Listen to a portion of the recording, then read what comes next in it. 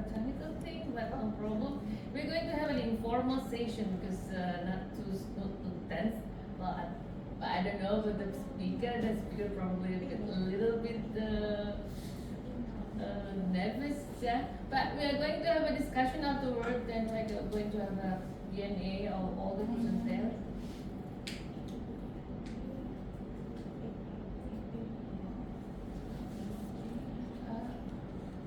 Mungkin mau panggil Mas Aris untuk mulai.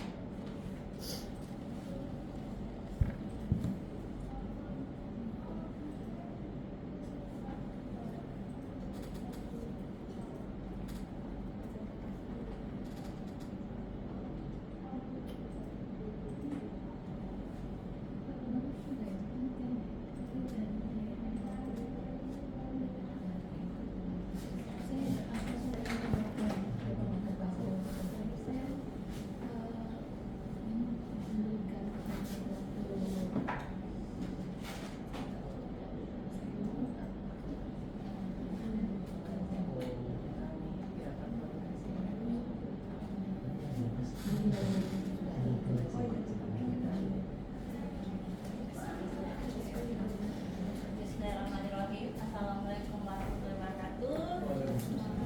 Good morning everyone. Please introduce my name, Risa Mary from Universitas Pendidikan Muhammadiyah Sorong, Papua Barat. Kali ini saya presentasi menggunakan dua bahasa. Jadi saya kombinasi antara English and Indonesian. She's going to speak in two different languages. Yes. And Indonesia. I will translate in bahasa Indonesia. If he is speaking bahasa Indonesia, I will translate. Yes. My title for research is implementation of the Convention on the Right of the Child in Indonesia, children access to nutrition food.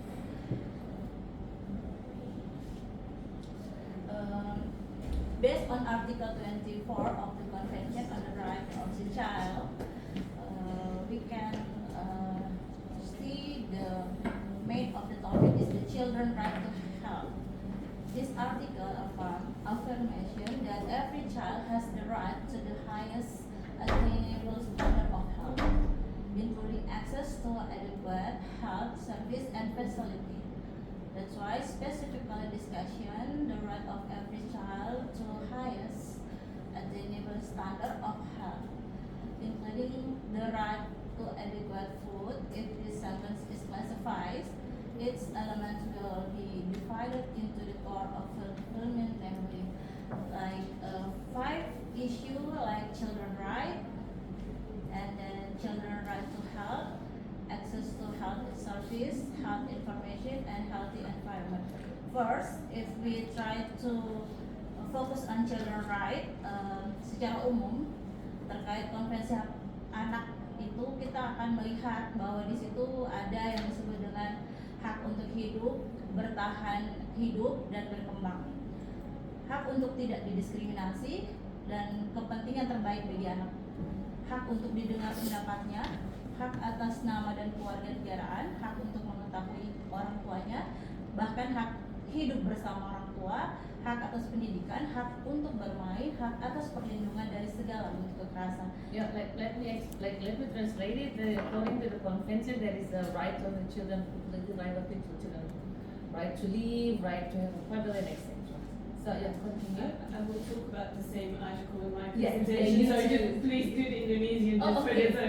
this part. Once we get to your conclusions, I Okay, will so get I the think it's just translation. very Yeah, different conclusion, translation. yes. That's very good. That one. Yes, thank you.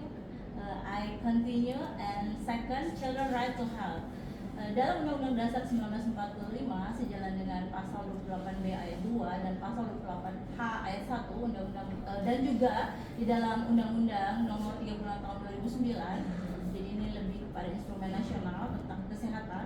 Ada substansinya yaitu upaya pemeliharaan kesehatan anak itu dilakukan sejak dalam kandungan, bayi, balita hingga remaja, termasuk upaya pemeliharaan kesehatan anak cacat dan anak yang memerlukan perlindungan dan seterusnya etc. Kemudian fokus on 3, access to health service. Untuk kesehatan anak itu terkait juga dengan jaminan asuransi kesehatan, pelayanan kesehatan primer dan mudah dijangkau, dan pelayanan preventif dan kuratif sesuai standar pelayanan kesehatan anak, pelayanan ibu hamil dan setelah melahirkan, kelahiran pada wanita yang tidak menikah, section cesarea yang meningkat, kelahiran prematur dan bayi dengan berat lahir rendah, kelahiran dan aborsi pada remaja, kematian bayi inisiasi dan kelanjutan menyusui bayinya sampai usia 6 bulan, penggunaan dan penyalahgunaan saat terlarang pada siswa sekolah, sistem pengasuhan anak yang melindungi anak dari risiko menjadi anak jalanan, putus sekolah, mengalami masalah kesehatan mental, penyalahgunaan zat, dan tindakan asusila. Kemudian for issue ini terkait dengan health information. Jadi health information ini merupakan tanggung jawab dari orang tua, parents, and environment like neighborhood and family, sosialisasi kesehatan untuk anak dan cara menjaga kesehatan, pendidikan kesehatan melalui sekolah, keluarga, komunitas, informasi, urgent information itu meliputi gizi seimbang, kebersihan diri, pencegahan penyakit, dan gaya hidup sehat. Kemudian fokus kelima adalah healthy environment, di mana hak anak untuk hidup dalam lingkungan yang bersih dan sehat, bebas polusi dan bahaya lain, hak anak untuk lepas dari ancaman penyakit menular, itu terkait campak, polio dan difteri, ini bisa dilakukan melalui imunisasi, hak anak dari segala bentuk kekerasan fisik, seksual dan emosional. Perlindungan ini kalau dalam healthy environment akan sangat berdampak, having huge impact apabila diabaikan, bisa berdampak buruk pada kesehatan fisik dan mental anak. The result of this qualitative study aims to examine the extent to which Indonesia has implemented the good faith contained in Article 24 of the Convention on the Right of the Child to ensure that its children have access to nutrition food. Jadi fokus saya lebih kepada gizi sebenarnya, gizi. Jadi tidak secara umum, tapi nutrition food. Indonesia has a state party to the Convention on the Right of the Child. So has ratified the convention. Indonesia sudah meratifikasinya.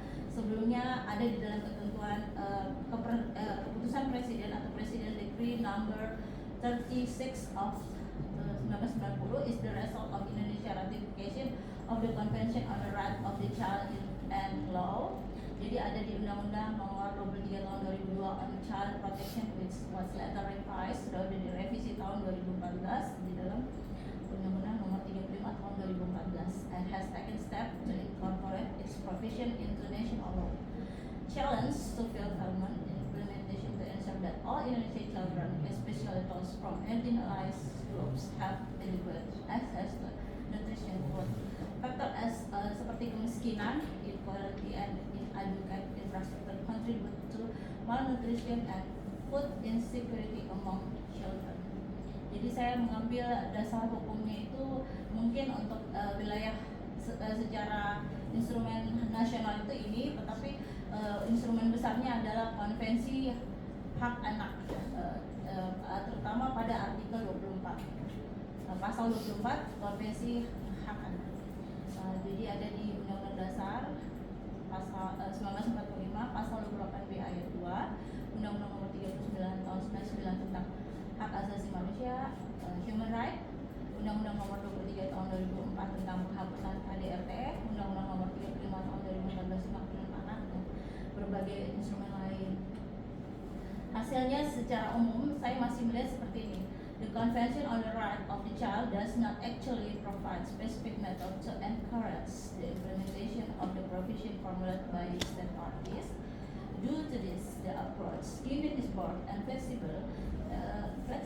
This is the substance of Indonesia depending on social life, the government intention to make maximum political effort, and the policy structure of its government at the central and regional levels. Jadi upaya pemerintah Indonesia itu sebenarnya secara normatif terkait hak anak terhadap makanan bergizi itu dia sudah menggelontorkan program-program itu terdiri atas program keluarga harapan, bantuan pangan non tunai atau BNPT, program makanan tambahan PMT, fortifikasi pangan, kantin sehat, kampanye edukasi, pengembangan kawasan rumah pangan lestarikan RPL.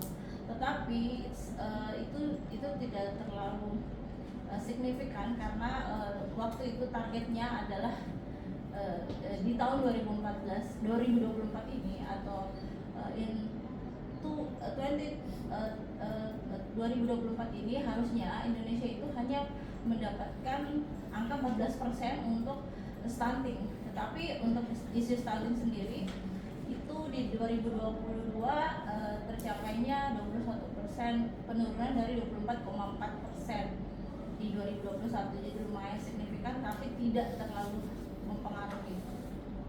Karena Indonesia has a national nutrition. Sebenarnya Indonesia melalui Perpres yang menjadi dasar yang lahir pada tahun 83.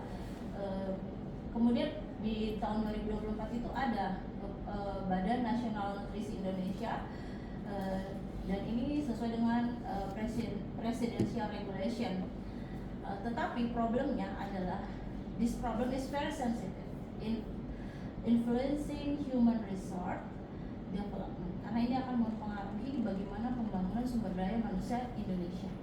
Karena ketika ada malnutrisi itu yang sebenarnya merupakan isu yang sangat kompleks, karena mulai dari dia ibunya berencana memiliki anak, ada di dalam tubuhnya ibunya berupa janin, tumbuh, lahir, mendapatkan ASI, eksklusif dan seterusnya.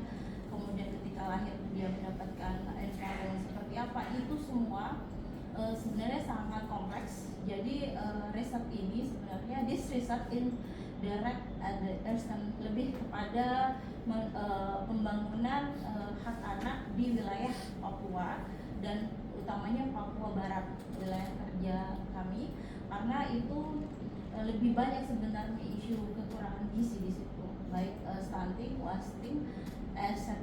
Jadi dia lebih ke wilayah Indonesia Timur.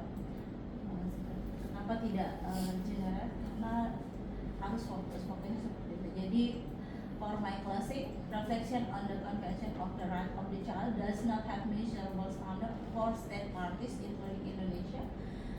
The indicator for fulfilling children nutrition have gap, challenge, and opportunity for environment. The expectation and recommendation from the identification in this study should be able to influence policymakers, civil society organization, and international organization to improve the flexible implementation of the states of the Convention on the Right of the Child and ensure that all Indonesian children have the right to a healthy and nutrition life. Thank you. Thank you very much, Dr. Lisa Mary. It's quite interesting as well. Well, then we have around I will give you 5 minutes because you laid around 5 minutes, about 7 minutes to question and answer. Maybe I will give around about 2 questions for 3 of us, Prof. Agung, and then also I think I'll give it to Prof. Agung Jatmiko. Yeah. Not yet, Prof. Yeah, not yet, Prof. But Associate. Yeah, associate professor. Yeah. My question in Bahasa. Yes. Just to shut speaker.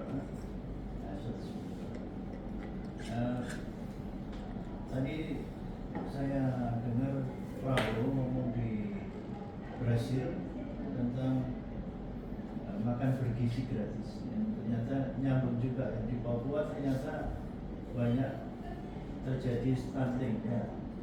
Nah itu ternyata Indonesia itu The short version. iya dibanding negara lain, Cina, Brasil itu terlambat sehingga 7,1 triliun untuk tahun depan untuk makan bergizi gratis. Nah kira-kira menurut Ibu Mary ya itu dampaknya seperti apa? Signifikan nggak mengatasi stunting di Papua nanti makan Yeah. gizi? Yeah, I will translate. We have a policy about the free lunch from the government, but because actually this policy is quite late. So his question is actually what is the policy to cover the stunting condition in Indonesia for the Ibu Mary? Jadi policy dengan makan gratis itu apakah mengatasi keadaan stunting, apa menurunkan nilai atau jumlah anak stunting di Indonesia? Yeah. Thank you for your question. Jadi seperti ini ya, anak itu selama masa perkembangannya itu di 0 sampai 5 tahun sampai 6 tahun itu namanya golden age. Golden age itu artinya improve kecerdasannya, intelektualnya itu bisa di situ dan termasuk their body, termasuk badannya itu di usia itu. Jadi mental dan juga fisik. Tetapi jika sudah terjadi dia lahir dan orang tuanya dan lingkungan terdekatnya ternyata abai, maka bisa dikejar di usia sekolah. Nah, program Presiden Prabowo itu sebenarnya sangat bagus karena dimulai bukan kepada orang dewasa, tetapi kepada anak-anak sekolah yang memang ternyata setelah kelihatan secara umum baik di Indonesia Barat, Indonesia Tengah, Indonesia Timur itu ternyata memang anak-anak itu banyak yang ke sekolah dalam keadaan lapar. Meskipun kita akui Indonesia sudah naik dari negara miskin menuju negara menengah, bahkan ingin lagi naik lagi, bahkan semua programnya diarahkan untuk metaverse seperti itu. Tapi sebenarnya pembangunan gizi itu relevan, apalagi untuk wilayah Papua karena dalam pembangunan sesuai amanat konstitusi selama ini Papua tertinggal, tetapi di 10 periode Presiden Jokowi sudah dikejar dengan pembangunan infrastruktur. Nah, di sumber daya manusianya melalui makanan kepada anak-anak di SD SMP itu semoga ini bisa mengimprove gizi anak-anak tersebut. Kenapa ini penting? Karena ternyata Presiden Prabowo melalui jajarannya ke bawah itu tidak hanya menyediakan makanan, tapi ahli gizi. Ahli gizinya itu mendampingin melihat berapa kadar gizi dan makanan apa yang menarik buat anak-anak itu dan bagaimana kecerdasan mereka akan berkembang. Jadi itu bahkan di riset lagi, tidak hanya dikasih makan gitu. Makanan apa yang cocok seperti itu? Yeah. Well, the policy is not about giving the free lunch for the students, but also they are doing research on how that the nutrition will be, the student or the children will get receive the good nutrition for the lunch, for the free lunch, yeah. And the research again, that also one of the policy, one of the result why we have this policy. Yeah, it's also how to overcome the stunting situation. Anyway, thank you very much. And we still have around 2 minutes. Maybe you have a question for another speaker. No, yes, you? Yeah. I have a question. Seeing that we started with the third speaker, we'll go to the second and then again with the first. So one question I have, and I don't really know too much about reading, I'm sorry, is that we normally are able to change plants through breeding, right? Things like carrots used to be purple and now they are orange. So what exactly is the advantage of using nuclear technology over just traditional ways of essentially genetically modifying plants? The principal benefit for using the nuclear technology this technique, it employs radiation, so it produces new varieties.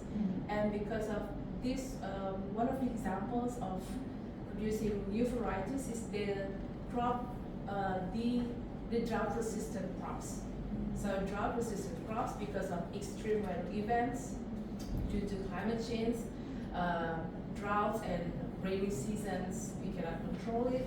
So by producing this new variety that is resilient through the droughts, it ensures food security.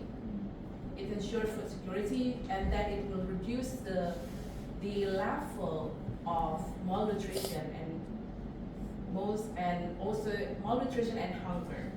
So create food security, and then we can have this climate resilient food system to ensure food security and food safety, not only for today, securing food for today, but to ensure for future generations.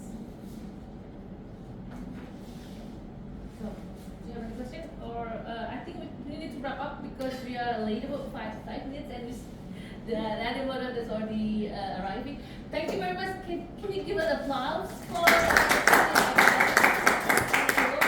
it will develop your and trigger your interest to do another research. Thank you very much. I will give the floor to next moderator, Dr. Indria. And one thing that I'm going to underline, 1:30 we're going to move to the bigger room because we are going to attend the plenary session. Then I hope, and not hope, it's an obligation for the all presenters to attend the plenary session. Thank you very much, and see you later. Yeah.